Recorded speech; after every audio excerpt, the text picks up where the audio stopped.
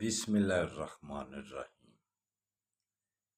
کھول کے دیکھ چشم دل لاتا ہے لطف کیا نماز میں، ہر طرف آتا ہے نظر نور خدا نماز میں۔ میرے دوستو، میرے برخوردارو، کہتا ہوں کہ نوافل کی کثرت کرو،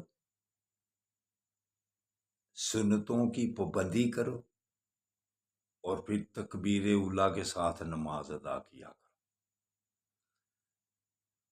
جو نوافل اور سنتوں میں سستی کرتا ہے، زور اور اثر سنتیں چھوڑتا جاتا ہے، اس کے فرائض بھی پھر چھوٹتے ہیں۔ تو اللہ کے نزدیک کون ہوتا ہے؟ جو سجدوں میں زیادتی کرتا ہے۔ سب سے زیادہ اگر اللہ کو بندے کی ادا پسند ہے تو وہ سجدہ ہے، جب اللہ کے آگے اپنا ماتھا زمین پر رکھتا ہے۔ تو ایمانداری سے بتلاؤ، جو ان سجدوں سے کترائے،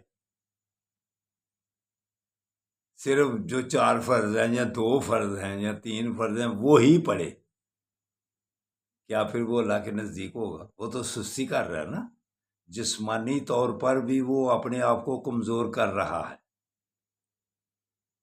خواہ وہ موٹاپے کی طرف جا رہا ہے یا پیٹ بڑھ رہا ہے، وہ اپنے جسم کو خراب کر رہا ہے۔ کیوں؟ وہ صرف فرائض پر اکتفا کر رہا ہے۔ تو سب سے زیادہ اگر حالت پسند ہے تو اللہ کو سجدے کی حالت پسند ہے، تو وہ اس میں کمی کر رہا ہے۔ دوستو برخوردارو، اس سے پیچھے ہٹ جاؤ، سجدوں میں رکوع میں زیادتی کرو، نوافل اور سنتوں کی پابندی کرو۔ اس کے بعد پھر یا مؤخر ہو، اللہ کے ناموں کا ورد کیا کرو، دل میں اللہ کی محبت پیدا ہوگی، پھر آپ کو سجدے کرنے کی اللہ زیادہ توفیق دے گا، پھر آپ نوافل زیادہ پڑھیں گے، سنتوں کی باقاعدگی کریں گے۔ تو دوستو برخوردارو، یہی اپنے آپ کو بہتر کرنے کا طریقہ ہے، اسی میں چین اور سکون بھی ہے۔ تو نماز کی جب کثرت کرو گے، سجدوں کی جب کثرت کرو گے، تو نماز تو آقا صلی اللہ علیہ وآلہ وسلم کی ٹھنڈک ہے، پھر آقا صلی اللہ علیہ وآلہ وسلم سے بھی محبت پیدا ہوگی۔ علامہ اقبال کیا خوب فرماتے ہیں، ہر لحظہ مومن کی نئی شان،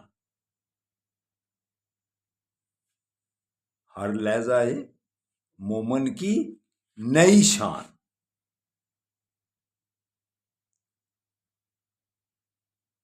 گفتار میں کردار میں اللہ کی برہان۔ تو دوستو برخوردارو، اٹھو، اٹھ کر نماز بھی ادا کر لو،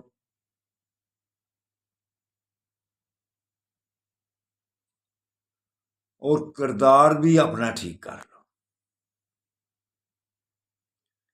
5 وقت کی جو نماز پڑھتے ہیں نا، انشاءاللہ تعالیٰ پھر برائیوں سے بچتے رہتے ہیں۔ نماز ایک ایسا عمل ہے جو انسان کو سیدھے راستے پر لے آتا ہے۔